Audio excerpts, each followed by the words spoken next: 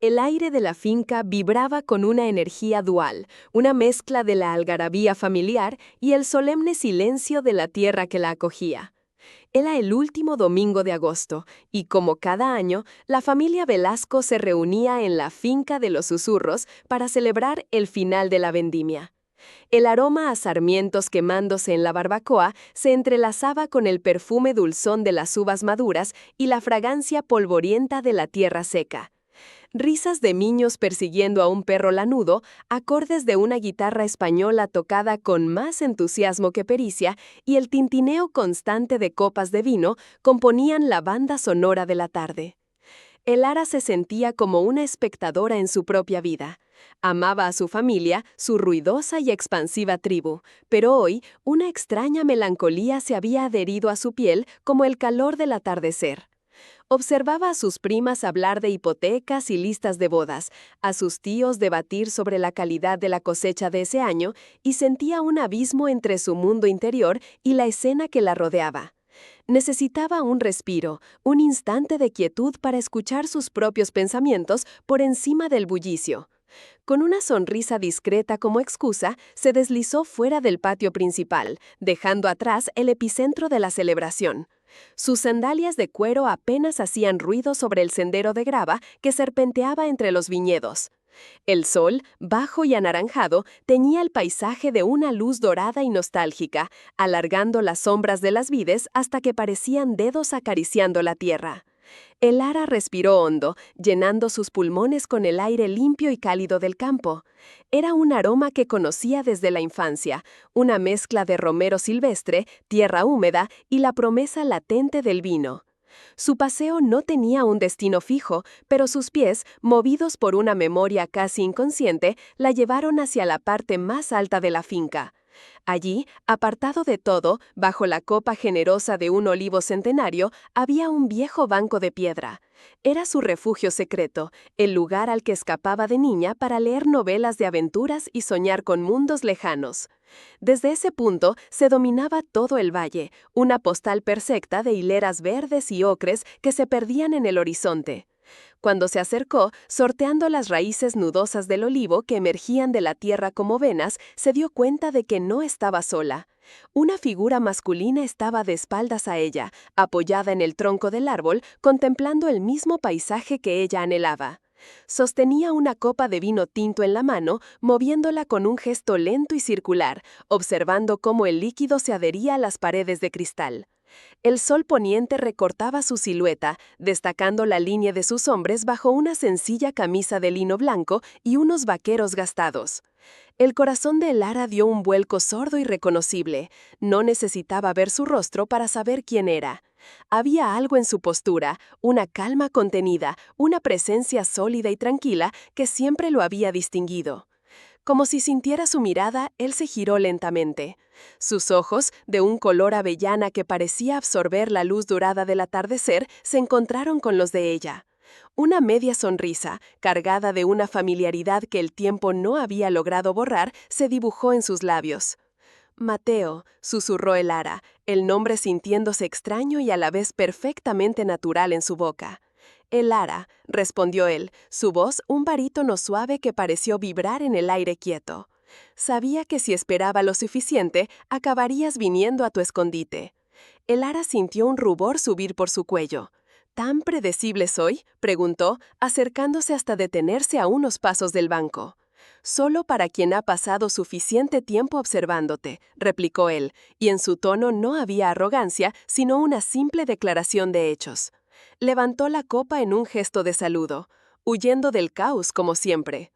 Alguien tiene que apreciar la calma, dijo ella, intentando que su voz sonara ligera, despreocupada. Se sentó en el extremo opuesto del banco de piedra, sintiendo el frescor de la superficie a través de su vestido de verano. El espacio entre ellos parecía cargado de una electricidad invisible, una tensión tejida con los hilos de años de historia no contada.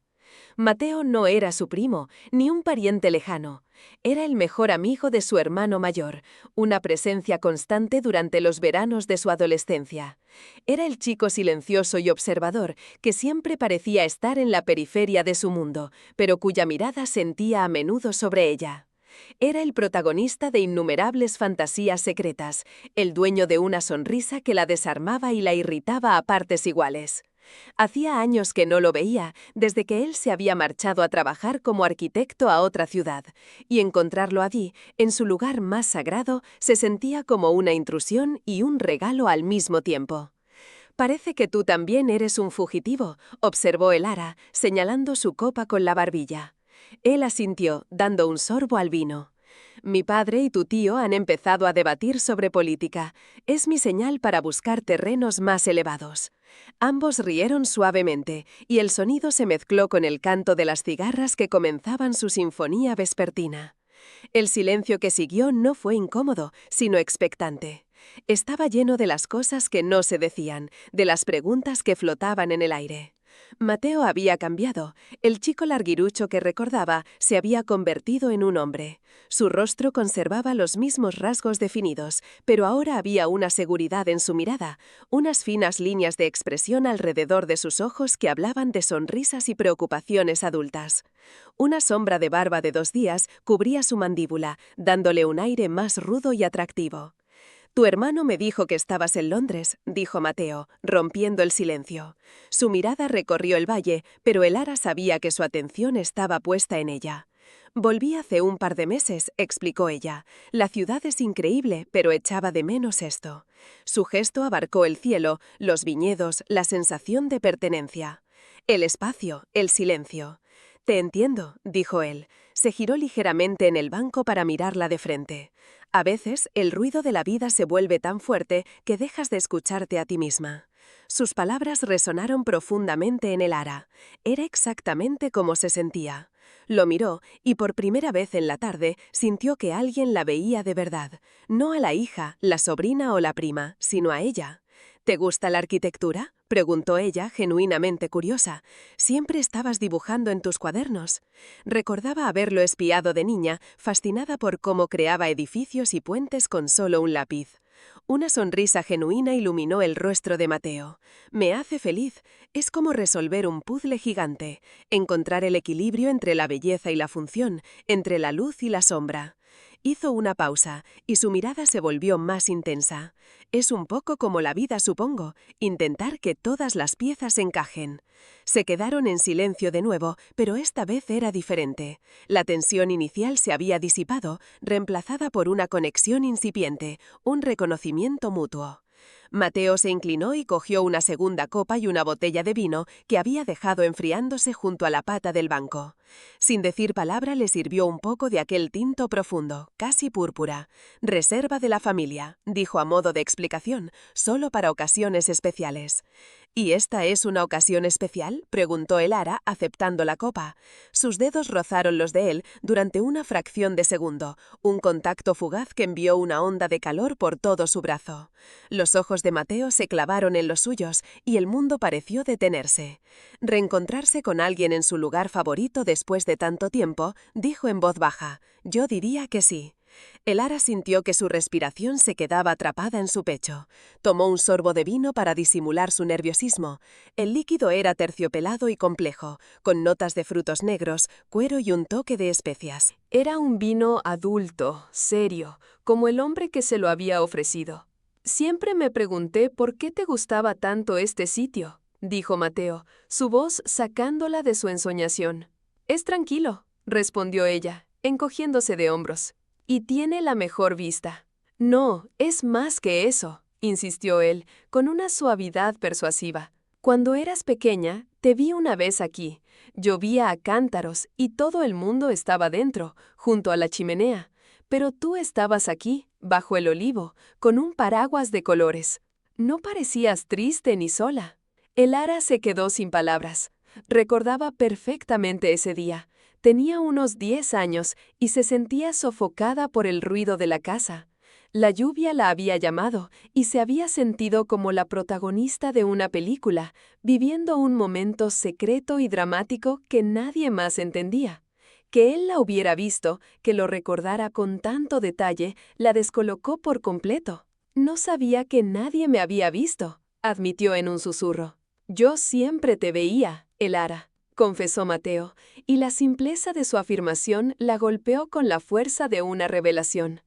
Todo ese tiempo, ella pensaba que era la única que observaba desde la distancia, pero él también lo había estado haciendo. El juego había sido mutuo. La atmósfera entre ellos cambió, se espesó. El sol ya casi se había ocultado tras las colinas, pintando el cielo de tonos violáceos y rosados. Las primeras estrellas comenzaban a parpadear tímidamente. El ruido de la fiesta llegaba ahora como un murmullo lejano, un eco de otro mundo. Su mundo, en ese instante, se reducía a aquel banco de piedra, al aroma del vino y a la intensa presencia del hombre a su lado. «¿Por qué no dijiste nada nunca?», se atrevió a preguntar Elara, su voz apenas audible. Mateo dejó su copa en el banco y se acercó un poco más. La distancia entre ellos era ahora íntima, casi inexistente. Podía oler su perfume, una mezcla sutil de jabón limpio, vino y algo inequívocamente masculino que le erizó la piel. «Porque yo era el amigo torpe de tu hermano mayor, y tú eras intocable», dijo él, su voz ronca. «Eras como una de esas criaturas de tus libros de fantasía. Estabas en tu propio mundo, y me daba miedo romper el hechizo». «Quizás estaba esperando a que alguien lo hiciera», confesó ella, sorprendiéndose de su propia audacia. El vino, o quizás la honestidad cruda del momento, la había envalentonado. Los ojos de Mateo buscaron los suyos en la penumbra, y lo que vio en ellos le robó el aliento. Era un anhelo profundo, una pregunta silenciosa que había estado esperando años para ser formulada. Lentamente, como si temiera que ella pudiera desaparecer, levantó una mano y apartó un mechón de pelo que el viento había soplado sobre su rostro. El contacto de sus dedos en su sien fue eléctrico, una caricia deliberada que prometía mucho más. Elara no se movió. Inclinó ligeramente la cabeza hacia su mano, aceptando el contacto, invitándolo a continuar.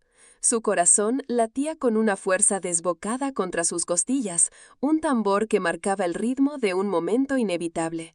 «Elara», volvió a decir su nombre, pero esta vez sonó diferente, sonó a súplica, a reverencia. No esperó una respuesta verbal. Su mirada bajó de los ojos de ella a sus labios, que se habían entreabierto ligeramente. Se inclinó hacia adelante, despacio, dándole todo el tiempo del mundo para que se apartara, pero ella no lo hizo. Al contrario, cerró los ojos y acortó la mínima distancia que los separaba. El primer contacto de sus labios fue increíblemente suave, casi tentativo. Fue un roce, una pregunta. La piel de Mateo era cálida, y el ligero roce de su barba incipiente contra su barbilla envió un escalofrío delicioso por su columna vertebral. Él saboreó el vino en los labios de ella, y ella el de los suyos, una comunión silenciosa y embriagadora. Luego, como si esa primera prueba le hubiera dado la confirmación que necesitaba, el beso se profundizó. La mano de Mateo se deslizó desde su sien hasta la nuca, sus dedos enredándose en su pelo mientras inclinaba su cabeza para tener un mejor acceso. Su otra mano encontró su cintura, atrayéndola hacia él con una firmeza posesiva que hizo que Elara emitiera un pequeño suspiro contra su boca. Ya no era un beso tierno ni tentativo, era un beso hambriento, cargado con el peso de años de miradas robadas y palabras no dichas. Era la liberación de una tensión que ninguno de los dos sabía que había estado soportando durante tanto tiempo. La lengua de Mateo trazó el contorno de sus labios, pidiendo entrada, y ella se la concebió sin dudarlo. El mundo exterior se desvaneció por completo. Ya no había finca, ni fiesta, ni familia. Solo existía el sabor de Mateo, la sensación de sus manos firmes sobre su cuerpo, el sonido de sus respiraciones entrecortadas. Las manos de Elara, que habían estado inertes a sus costados, cobraron vida. Subieron por su pecho, sintiendo el latido acelerado de su corazón bajo la tela de lino, hasta aferrarse a sus hombros, acercándolo aún más, si es que eso era posible. Era un beso que contaba una historia. Hablaba de veranos pasados, de oportunidades perdidas, de un reconocimiento instantáneo. Era apasionado y desesperado, pero también increíblemente tierno. Había una sensación de regreso a casa, de encontrar una pieza que no sabía que le faltaba. Cuando finalmente se separaron, fue solo para tomar aire. Apoyaron sus frentes una contra la otra, con los ojos cerrados, respirando el mismo aire. La mano de Mateo todavía acunaba su nuca, su pulgar trazando círculos suaves sobre su piel sensible. He imaginado este momento, admitió él con la voz ronca por la emoción, más veces de las que me atrevería a contar. Entonces no era la única que soñaba despierta, respondió ella, una sonrisa temblorosa en sus labios. Abrió los ojos y se encontró con la intensidad de los suyos, ahora oscuros por el deseo en la luz crepuscular. No había necesidad de más palabras. Él se inclinó de nuevo, pero esta vez el beso fue diferente, más lento, más profundo, más seguro. Era un beso de posesión, de promesa, un beso que decía, ya no eres intocable. Y el ara le respondió con la misma intensidad, entregándose por completo a la sensación, al momento, al hombre que había ocupado un rincón secreto de su corazón durante más de una década. Su mano bajó por la espalda de ella, siguiendo la curva de su columna hasta detenerse en el hueco de su cintura, manteniendo su cuerpo presionado contra el suyo. El ara podía sentir el calor que emanaba de él, la fuerza contenida en sus músculos. Se sentía protegida y deseada de una manera que nunca antes había experimentado. El beso se rompió de nuevo, pero no se separaron. Mateo comenzó a trazar un camino de besos más pequeños y suaves a lo largo de su mandíbula, deteniéndose justo debajo de su oreja. El ara inclinó la cabeza hacia un lado, dándole un acceso sin restricciones a su cuello, un gesto de sumisión y confianza total. «Hueles a verano», susurró él contra su piel, y sus palabras, unidas a su aliento cálido, le provocaron un escalofrío que la recorrió de pies a cabeza. «Y tú sabes a vino y a promesas cumplidas», respondió ella, su voz apenas un murmullo ahogado por la emoción. Se quedaron así, abrazados en la quietud de la noche incipiente, envueltos en su propia burbuja. El cielo sobre ellos era ahora un lienzo de terciopelo azul, salpicado de miles de estrellas brillantes. La luna, una media luna plateada, había ascendido, bañando el paisaje con una luz pálida y fantasmal. Desde el valle, la música de la fiesta cambió. Un bolero, lento y melancólico, flotó en el aire hasta ellos, una banda sonora perfecta e imprevista para su reencuentro. La melodía hablaba de amor perdido y reencontrado, de destinos que se cruzan. Mateo se apartó la suficiente para mirarla a los ojos. En su rostro había una expresión de asombro, como si no pudiera creer que ella fuera real, que estuviera ahí con él. Con una delicadeza infinita, le acarició la mejilla con el dorso de los dedos. «No quiero que este momento termine», dijo él, con una sinceridad que le llegó al alma. «No tiene por qué terminar», respondió el ara, y en sus palabras había un peso, una decisión. «Puede ser un comienzo». Una sonrisa lenta y deslumbrante se extendió por el rostro de Mateo. Era la sonrisa que recordaba, pero magnificada, llena de una felicidad genuina que la contagió. Se inclinó y le dio un último beso, corto y dulce, un sello en el pacto silencioso que acababan de hacer. Cogió la mano de ella, entrelazando sus dedos con los suyos. El encaje fue perfecto. Se levantaron del banco de piedra, dejando atrás las copas de vino medio vacías, testigos mudos de su confesión. Preguntó él, aunque su tono dejaba claro que podría quedarse allí con ella toda la noche. El ara asintió, pero despacio. Comenzaron a caminar por el sendero de grava, de vuelta hacia las luces y los sonidos de la fiesta. Pero el mundo al que regresaban ya no era el mismo que habían dejado. El aire ya no se sentía melancólico para el ara, sino lleno de posibilidades. El bullicio ya no era abrumador, sino el telón de fondo de un secreto maravilloso que ahora compartía con él. Caminaban en silencio, sus manos unidas firmemente, un ancla en la noche. Cada roce de sus pieles, cada mirada compartida a la luz de la luna, era una continuación de la conversación que habían empezado en el banco. Al llegar al borde del patio iluminado, se detuvieron a la sombra de una higuera.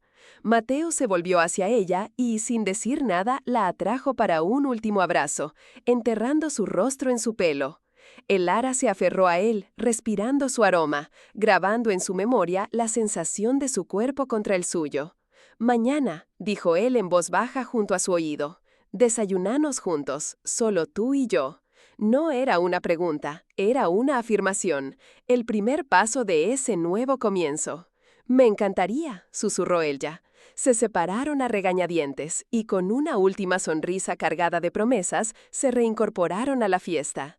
Nadie pareció notar su ausencia prolongada, ni el brillo en los ojos de Elara, ni la sonrisa serena en los labios de Mateo. Regresaron a la celebración como dos personas distintas a las que se habían marchado, llevando consigo el sabor de un beso que había tardado 10 años en llegar y la certeza embriagadora de que la espera sin duda había merecido la pena. La noche apenas comenzaba.